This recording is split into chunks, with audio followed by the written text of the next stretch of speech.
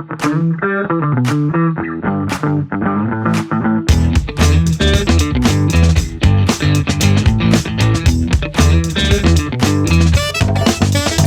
avant de démarrer du coup la sculpture de la figurine 3D du module 3, je voulais vous proposer une introduction à l'anatomie.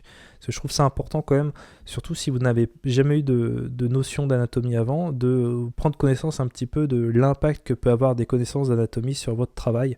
Et c'est notamment quelque chose qui est très important sur ZBrush. Donc c'est ce que je vais essayer de vous proposer au travers de cette présentation. Donc en avant propos, il y aura 5 points, je vais essayer d'aller assez vite.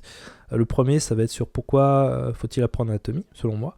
Le deuxième, ça va être, on va regarder un petit peu plus l'anatomie faciale, donc tout ce qui est en lien avec le visage, le crâne. En troisième, on va parler de l'anatomie du corps humain, donc en globalité. Ensuite, en quatrième point, c'est plutôt des points qui me semblent utiles de connaître. Voilà. Et en cinquième point, donc quelques ressources pour progresser, donc ce sera des livres. Alors, premier point, pourquoi apprendre l'anatomie ? Eh ben, j'ai dégagé quelques points par rapport à ça. Le premier, c'est effectivement pourquoi ne pas mettre toutes les chances de votre côté. Pourquoi je dis ça ? C'est parce que c'est un peu comme quelqu'un qui apprend à dessiner et qui n'a jamais entendu parler de proportions ou que ça emmerde de faire des proportions. Ben, effectivement, toute sa vie, il va faire des choses qui ne vont pas être correctes parce qu'il ne va pas savoir qu'une longueur de bras, ça peut être facilement calculable par certaines règles, qu'un corps humain, c'est environ 7 têtes et demie à 8 têtes. Quand je dis 7 à 8 têtes, c'est-à-dire vous prenez une tête et vous le dupliquez 8 fois, vous arrivez jusqu'en bas des pieds. Il y a plein de petites règles en fait comme ça qui vont vous simplifier la vie. Alors c'est pas forcément de l'anatomie, là c'est de la proportion, mais c'est des règles en fait, c'est des choses. L'anatomie c'est des règles, on est tous différents, mais on a tous plein de choses en commun, que ce soit le placement des muscles, que ce soit le crâne, il y a énormément de choses en commun. Donc si vous connaissez toutes ces choses-là, et même ces petites choses-là, ben voilà, vous allez mettre toutes les chances de votre côté pour que votre prochain portrait ou votre prochain corps humain que vous allez sculpter, ben il sera beaucoup plus pertinent. Si vous voulez refaire quelqu'un qui existe en 3D, ben vous allez certainement beaucoup moins vous poser de questions. Si vous n'avez pas le bon éclairage, vous saurez quand même que les zygomatiques sont bien présents à cet endroit-là, que le crâne est de cette façon. Et donc du coup, même si vous ne le voyez pas forcément sur l'image, vous allez savoir qu'il faut le faire comme ça. Enfin, c'est vraiment quelque chose, ça vous permet vraiment d'avoir vos boulots vont être de meilleure qualité. Voilà, donc c'est pour ça que je dis, pourquoi ne pas mettre toutes les chances de votre côté. J'ai écrit ensuite, pour écrire, il a bien fallu apprendre l'alphabet. Vous faire comprendre en image nécessite également un apprentissage, de la contrainte naît la liberté. C'est effectivement, j'ai une autre allégorie en tête, ce serait par exemple, pourquoi passer le permis de conduire ? On peut très bien marcher ou prendre le vélo, mais en fait, il y a eu un apprentissage en fait qui a été fait, qui peut être plus ou moins long. Mais ensuite, une fois que vous avez fait ça, vous êtes libre. Vous pouvez prendre votre voiture, aller partout. Et donc c'est vraiment, il y a quand même un moment d'apprentissage qui peut être pénible, comme quand on a appris à lire ou à écrire. Mais ensuite, derrière ça, ça va vous libérer sur plein de choses. C'est pareil pour l'anatomie, vous allez faire vraiment plein de choses. Quand je dis plein de choses, on parle souvent d'humains, donc le point suivant, mais les orques, les monstres, les vampires, tout ce que vous voulez, casque sci-fi. Un casque sci-fi, ça va forcément se poser sur une tête, donc ça doit respecter un certain type d'anatomie. Vous n'allez pas mettre, par exemple, l'endroit des oreilles, la visière, elle va avoir une certaine forme par rapport au casque. Donc voilà, c'est ce que je mets, quel que soit votre sujet, il vous faudra des connaissances en anatomie pour faire la sculpture plus ou moins juste. C'est en fait des connaissances, après vous n'êtes pas obligé d'être un professeur en anatomie humaine, mais c'est vraiment déjà de s'intéresser aux basiques pour vraiment commencer à avoir que ce soit des proportions ou simplement des placements des os, ce genre de choses, c'est vraiment des choses qui sont utiles de savoir. Et j'ai mis un dernier point, quelque chose qui est vrai, c'est que tous les plus grands artistes l'ont fait avant vous sans exception, et je vous ai montré par exemple, là je vous ai préparé une petite planche d'artistes on va dire digitaux du moment. Donc vous avez par exemple ici Raphaël Grassetti qui est très connu. Je vous ai pris Johan May, j'imagine que ça se prononce. J'ai trouvé un petit peu sur internet. Vous voyez, j'ai pris plein de problématiques. Donc par exemple le casque, j'ai pris un monstre et j'ai pris des créatures. Donc de prime abord, on se dit bon bah voilà, ils se sont fait plaisir, ils ont fait des bestioles. Mais en fait à chaque fois, dans toutes ces images-là, vous avez de l'anatomie en fait. Alors là évidemment ça se voit plus, on sent vraiment qu'il y a tous les muscles qui sont décidés, qui sont vraiment... on voit bien qu'il connaît bien son anatomie, qu'il a vraiment... alors au-delà même de la réalisation qui est vraiment nickel, on se rend compte que pourquoi ça nous paraît crédible, c'est parce que vraiment il a vraiment bien géré tous les muscles, on voit bien les trapèzes, c'est vraiment bien foutu.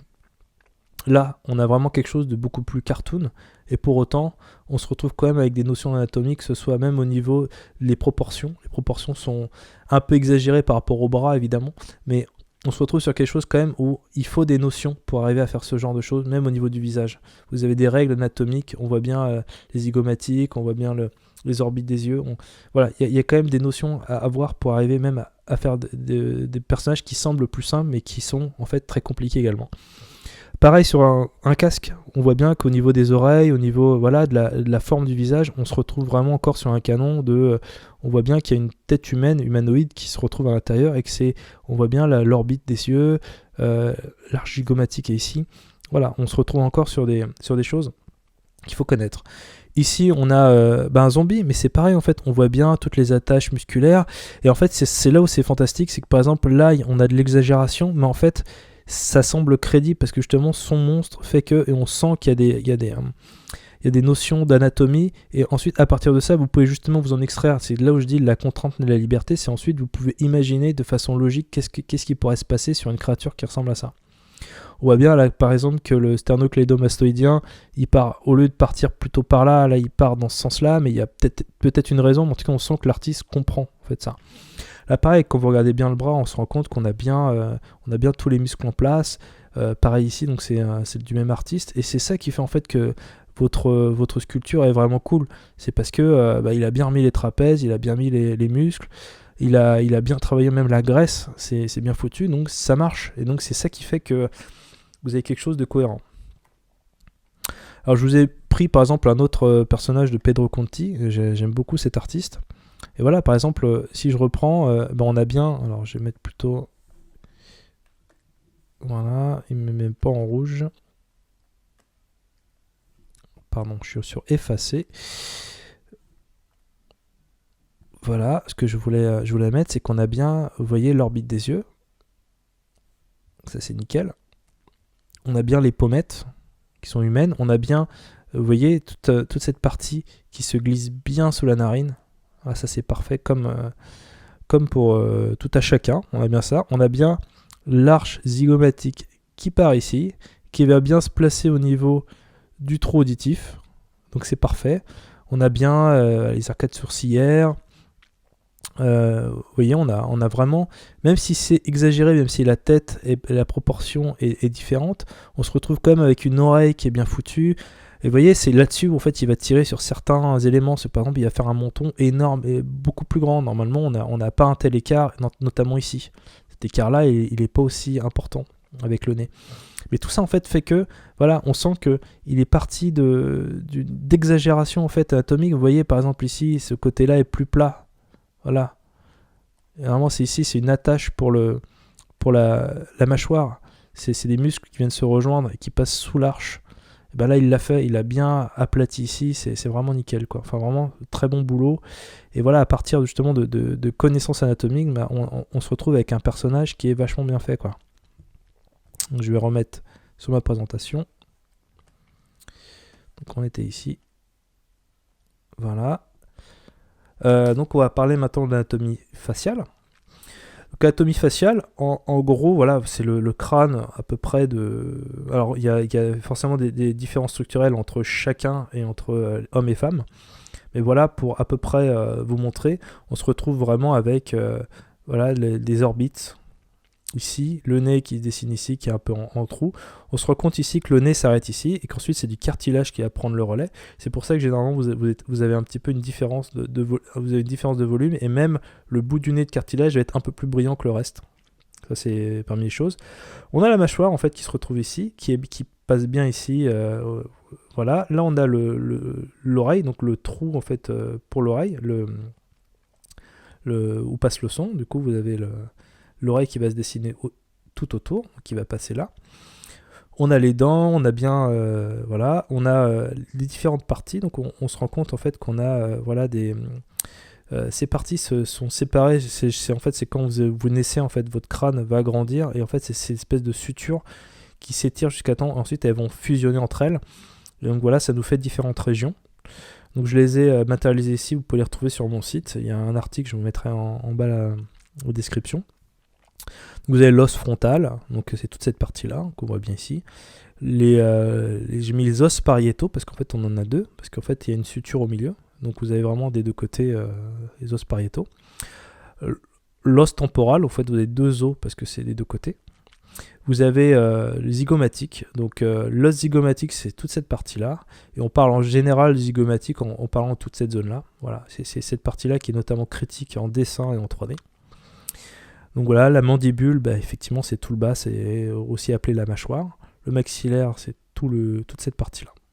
Donc voilà, vous pouvez retrouver l'image en détail, mais c'est les différentes sections du crâne. Je vous ai fait une petite, sur un modèle 3D, une petite vue des différents côtés, pour que vous voyez un petit peu plus. Ce qui est assez intéressant à voir, en fait, c'est que le crâne, c'est généralement, pour le représenter de façon un peu plus simple, simplement, ça a une forme un peu d'œuf. Donc vous allez voir, vue de haut, vous avez une forme un peu ovoïde, ici. Et vous pouvez retrouver cette forme ovoïde ici aussi, voilà. Donc c'est quelque chose qui est assez simple. Quand vous partez d'une sphère, par exemple sur ZBrush, vous allez pouvoir déjà à peu près à la moitié créer votre mâchoire et rentrer le reste. Et vous serez déjà à peu près sur un crâne avec une bonne proportion. On se rend compte aussi que la mâchoire c'est très fin en fait ici. Vous voyez, on a vraiment quelque chose. On a à partir des canines, vous avez la mâchoire qui va vraiment partir comme ça. Sinon, elle va pas suivre l'arrondi du crâne, elle va vraiment partir. Et là on se rend compte, là c'est les zygomatiques là, donc on voit bien cette arche sur laquelle va passer des muscles vont tenir la mâchoire. Donc ça j'ai récupéré du livre, l'un des livres que je vous conseille vivement, qui est Anatomy for Sculptors. J'ai récupéré sur Pinterest, mais j'ai le livre physiquement chez moi. Et en fait là par exemple vous avez vraiment vous voyez un peu plus au-delà même de la structure du crâne, voilà. Par exemple, ce que je vous montrais sur Pedro Conti, vous voyez toute cette zone temporale, c'est là en fait vous avez des muscles qui vont passer sous le muscle zygomatique et qui vont s'accrocher à la mâchoire. Donc là on ne voit pas en dessous, mais ça va s'accrocher à peu près ici. Vous avez le masséter par exemple, qui est un muscle aussi de la mâchoire, qui va en fait vous permettre, ça fait partie des muscles de la mastication. Donc ça va vous permettre de bouger la mâchoire et de mâcher. Donc vous avez tout un tas de muscles pour les yeux, pour plisser les yeux, enfin voilà. Donc c'est tout un ensemble de choses, ça paraît un peu impressionnant comme ça, mais tous les muscles ont une logique, on le verra dans l'un des prochains chapitres. Voilà, maintenant on va s'intéresser à l'anatomie du corps humain. Donc l'anatomie du corps humain, le premier niveau, c'est le squelette. Le squelette d'un adulte est d'environ 207 ou 209 os, donc c'est à peu près plus de 200, qui est réparti un petit peu de façon inégalitaire. On voit bien que sur certains endroits, vous avez peu d'os et à d'autres endroits, vous en avez beaucoup, notamment sur la colonne vertébrale. Vous avez aussi la cage thoracique qui est bien remplie. Donc on a différentes zones, on a le crâne, la cage thoracique, colonne vertébrale. On a aussi toute cette partie qui est le bassin, et on a les différents membres. Ce qu'il faut savoir, c'est que par exemple la cage thoracique, vous voyez, elle a une forme vraiment attenante, c'est vraiment ovoïde. Il y a beaucoup d'artistes qui démarrent en fait de cette forme-là pour ensuite sortir le tronc et sortir la tête. On voit bien le sternum, c'est une espèce de petite cravate, et on a ici des côtes. Et donc vous avez les côtes, et vous avez certainement entendu parler des côtes flottantes. Donc les côtes flottantes, en fait, ce sont les côtes qui ne sont pas en fait soudées au sternum. Donc, vous voyez bien que vous avez des côtes qui arrivent ici. Et là, en fait, vous avez des côtes qui viennent se greffer sur la côte précédente, donc qui sont un petit peu flottantes parce qu'elles ne sont pas fixées au sternum. Donc ce sont les dernières, en fait. Ce qu'il y a d'intéressant sur le squelette, c'est déjà un petit peu de l'étudier pour mieux comprendre. Si vous avez déjà les bases, en fait, les fondations, c'est quand même plus simple pour ensuite étudier les muscles. Ce qui est intéressant aussi sur le squelette, c'est de voir en fait qu'un squelette n'est pas quelque chose de totalement droit. En fait, c'est aussi physique. J'avais entendu dire que si un corps était tout droit, il ne pourrait pas résister à la gravité. Et il ne pourrait pas se mouvoir. Et on se rend bien compte en fait qu'un corps humain, c'est fait vraiment d'os qui sont vraiment bombés. En fait. On appelle ça en dessin les courbes C ou S. C'est vraiment, on vous invite à pas dessiner en faisant des traits, mais vraiment en faisant des courbes. Parce que c'est vraiment ce qui vous donne en fait déjà un petit peu d'allure. Et c'est vraiment, le corps est fait d'endroits, on voit bien sur la colonne vertébrale, on voit bien qu'on n'est pas dans quelque chose de droit. Et encore, je l'aurais vraiment de côté, ça ferait vraiment comme ça, quoi. Donc c'est vraiment, vous avez même les os, vous voyez, les os sont pas droits, ils sont courbés, quoi. Donc c'est vraiment, votre corps, il est fait de courbes. Donc voilà pour le premier niveau qui est le squelette. Le deuxième niveau, je vais remercier cet artiste que je ne connais pas, mais j'ai trouvé son écorché sur internet. Et on se retrouve avec un écorché. Donc l'écorché, c'est comme si vous retiriez la peau de quelqu'un. C'est quelque chose qui se fait énormément pour apprendre l'anatomie. Et ici, on se rend compte un petit peu de la relation qu'il y a entre le squelette et les muscles. Parce que le squelette, c'est pas que les fondations, pas que la solidité d'un corps, mais c'est aussi le point de départ des muscles. Et c'est ce qui permet en fait aux muscles de pouvoir exister, de pouvoir fonctionner. C'est en fait, le muscle s'attache à un endroit du... Vous avez potentiellement des petits trous dans les os où les muscles vont pouvoir s'insérer, vont pouvoir ensuite se mettre à un autre endroit. Donc on parle d'origine et d'insertion parce qu'un muscle part toujours de quelque part et va s'insérer, donc on en parlera après, autre part, et c'est ce qui vous permet de mouvoir. Donc c'est quand même toujours intéressant déjà de connaître la partie du squelette pour ensuite mieux comprendre la partie du muscle et de comprendre pourquoi il y a ce muscle et à quoi il sert. Donc on verra aussi pourquoi les muscles ont un intérêt et ne sont pas là pour rien. Donc on se rend compte ici que quand on regarde pour la première fois, si vous n'avez jamais regardé d'écorché avant, vous vous rendez compte un peu de la complexité de l'anatomie. C'est qu'en fait, vous n'avez pas un muscle qui a la même forme. Donc c'est vraiment quelque chose d'assez déroutant au début, c'est de vous dire que vous avez des muscles de tailles différentes, de formes différentes, mais qui ont tous un but à accomplir. Et c'est ça aussi qui est intéressant. On se rend compte aussi que, vous voyez, on a vraiment une grosse enveloppe ici, on a un gros trapèze ici, et après on a des muscles un peu plus cachés, et surtout on se rend compte que sur l'anatomie humaine, on a différents niveaux de muscles, c'est-à-dire que vous allez avoir, vous voyez ici, on a cette partie-là, elle est cachée par cette partie-là, c'est-à-dire qu'on voit sous ça, cette partie-là, et on voit que ce muscle-là, il y a ce muscle au-dessus, donc c'est vraiment un empilement, c'est un millefeuille en fait le corps humain, donc vous avez le squelette qui est tout en bas, et vous avez jusqu'à l'épiderme, voilà la peau, et entre ces deux-là, vous avez peut-être 2 ou 3 parfois niveaux de muscles qui sont empilés. Et en fonction c'est pour ça que les références sont importantes parce que vous allez pouvoir faire un mouvement et du coup vous allez avoir une forme différente parce que vous allez solliciter un muscle en particulier qui n'était pas forcément, vous imaginiez pas et ça vous fait une forme différente. Et c'est pour ça qu'il faut bien comprendre les différents niveaux en fait d'un muscle. Alors c'est pas obligé d'aller jusqu'à cette étape-là vraiment de profondeur ultime.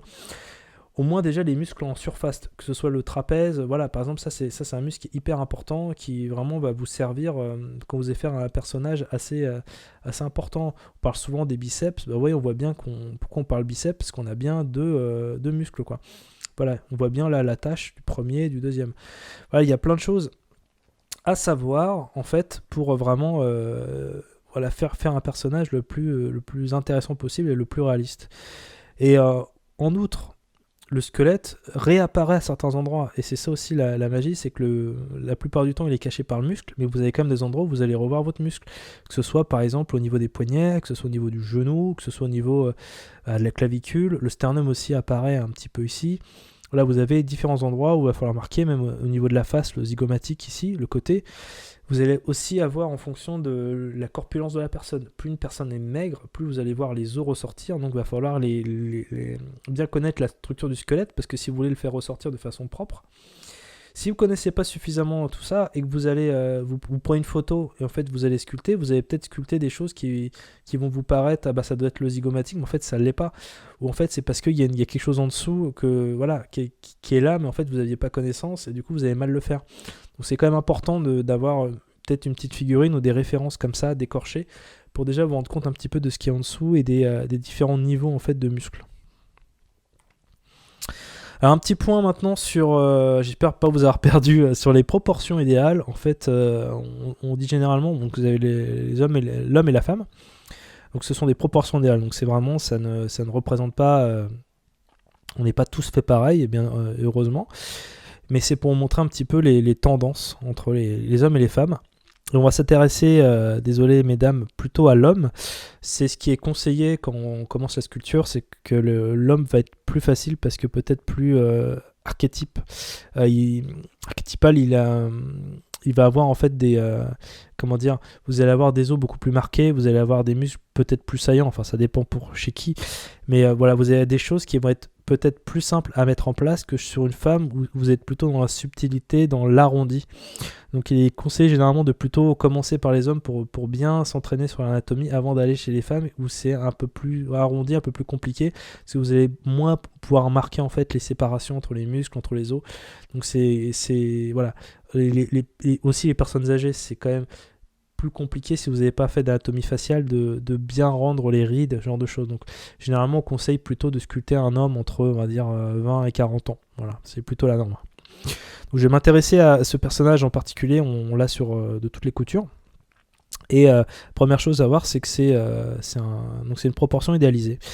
Donc c'est que vous avez 8 têtes. Voilà. Vous avez 1, 2, 3, 4, 5, 6, 7, 8. Donc on a pris sa tête et on a regardé, on a pris 8 fois. Donc c'est à peu près ce qui est utilisé de tout temps par les artistes grecs. C'est ce qui définissait comme le canon de beauté, donc 8 ou 9 têtes. En fonction, Michel-Ange, il pouvait aller à la fin de sa vie bien plus loin, à 10, 11, 12. Voilà. Bon, c'est peut-être pas un exemple à suivre. Ça va faire vraiment beaucoup, à moins que vous fassiez un géant. Mais en tout cas, voilà.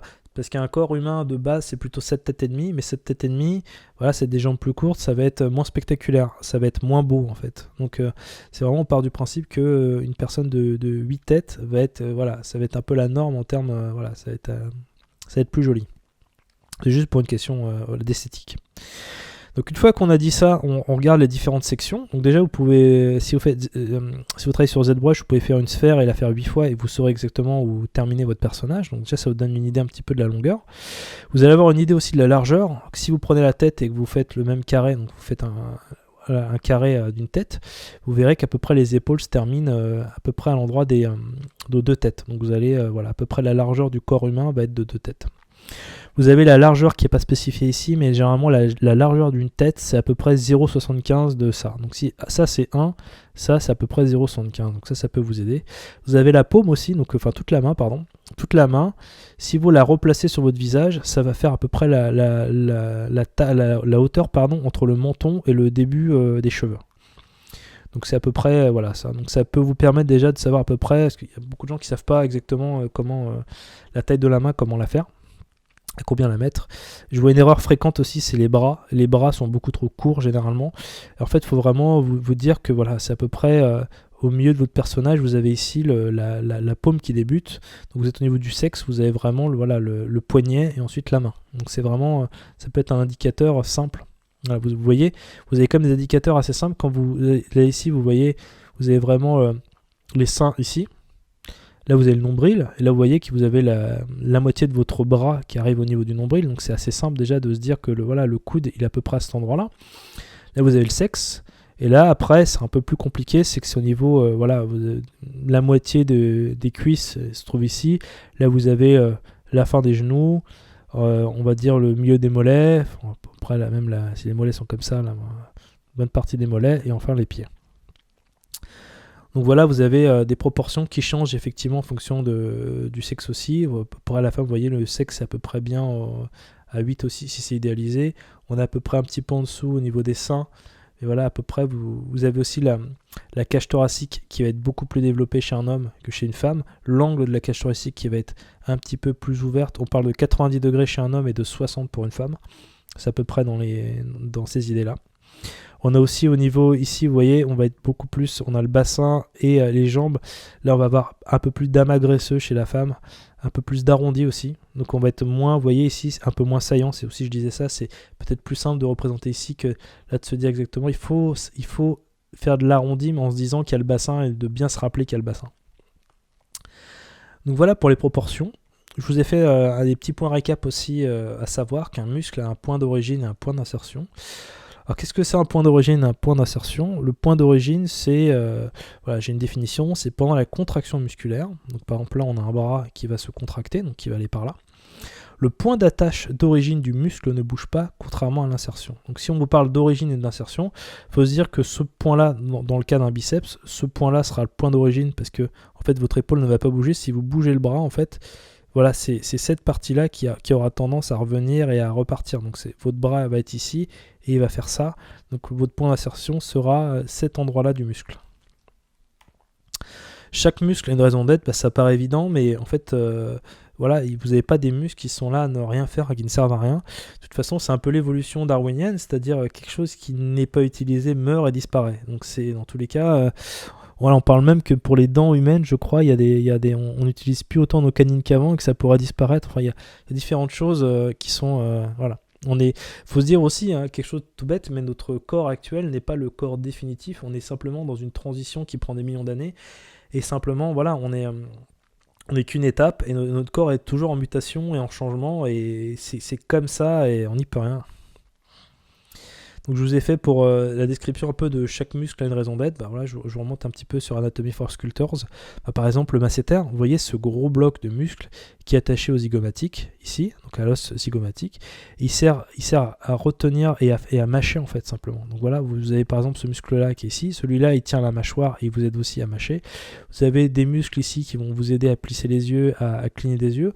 Voilà, vous avez des muscles pour sourire. On voit bien en fait ces muscles zygomatiques qui sont là pour tirer votre bouche et vous créer des expressions pour bouger le nez. Voilà, tous les muscles ont une fonction.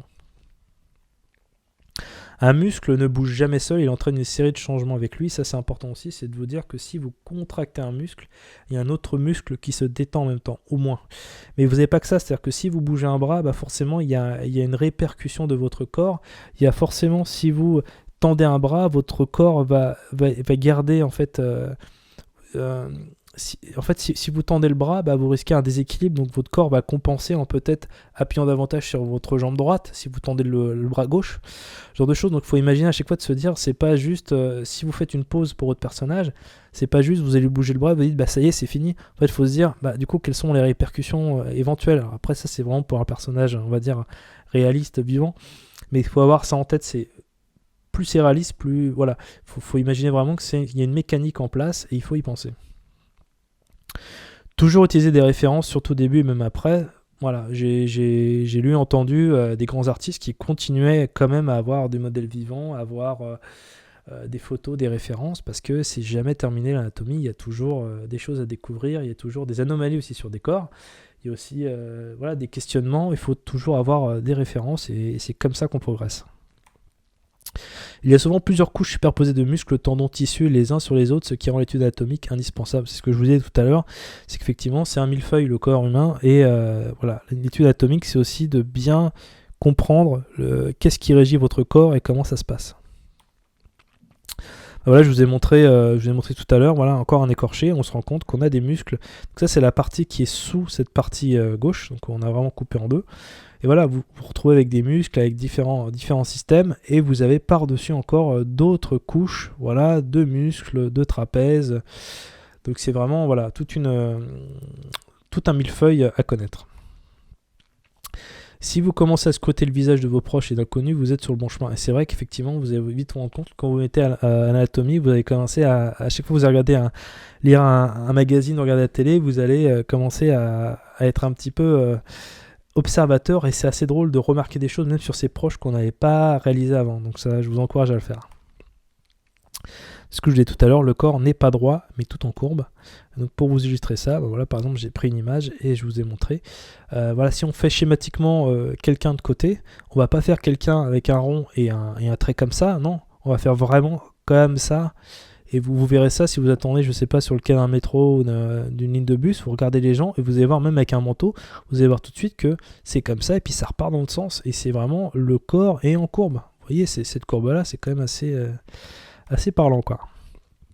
On va terminer maintenant avec les livres que je vous recommande si vous êtes intéressé pour en savoir plus. Alors au-delà des formations que je vais donner plus tard et des vidéos aussi sur le sujet sur ma chaîne YouTube, il y a effectivement des livres que je possède. Donc je vous ai fait un récap sur mon blog notamment, j'en parle. Donc je vous mets le lien ici. Et il y a au moins ces 4 livres-là que je vous conseille vivement d'acheter. Notamment l'anatomie pour les sculpteurs, qui est le premier, qui est vraiment pour moi la Bible. Il est sorti il n'y a pas longtemps, il a été soutenu par une campagne Kickstarter qui a dépassé, je crois, largement la mise initiale.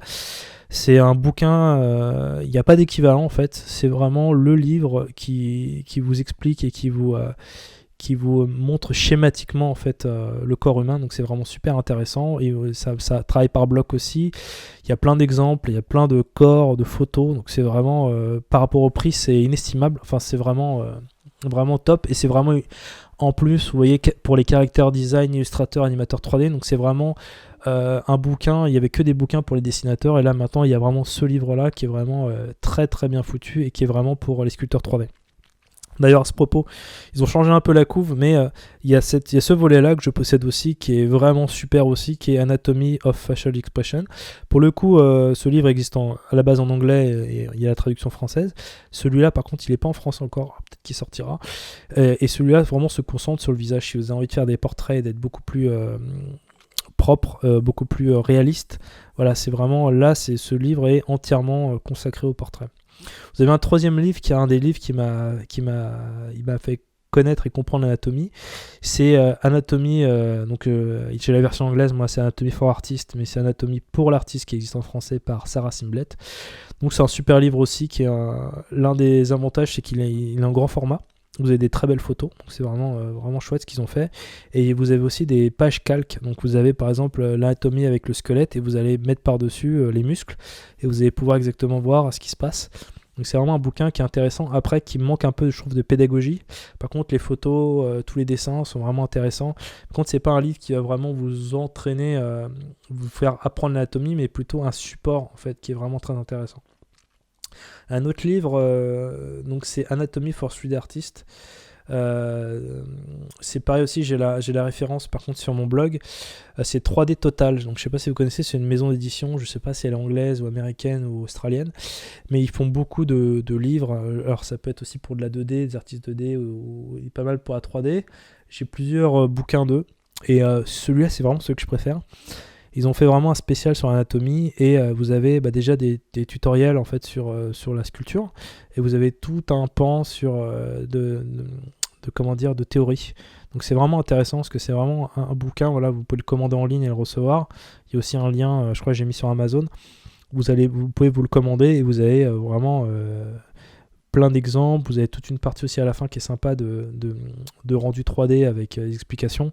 Et c'est là où vous vous rendez compte que vraiment la connaissance anatomique rend, le rendu est presque accessoire tellement c'est beau déjà juste d'avoir tous les muscles. C'est hyper crédible et c'est super intéressant. Merci d'avoir regardé cette vidéo. Si le contenu vous a plu, merci de vous abonner à la chaîne, de liker cette vidéo et de la commenter, et ce pour 3 raisons. Parce que déjà j'adore lire les commentaires, c'est toujours sympa. Deuxièmement, parce que ça va m'aider à remonter dans le résultat de recherche. Et troisièmement, c'est aussi parce que ça va me permettre de me motiver à faire plus de vidéos si j'ai des feedbacks.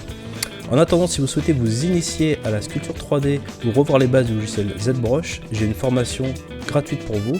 Vous pouvez vous inscrire, elle est juste en dessous.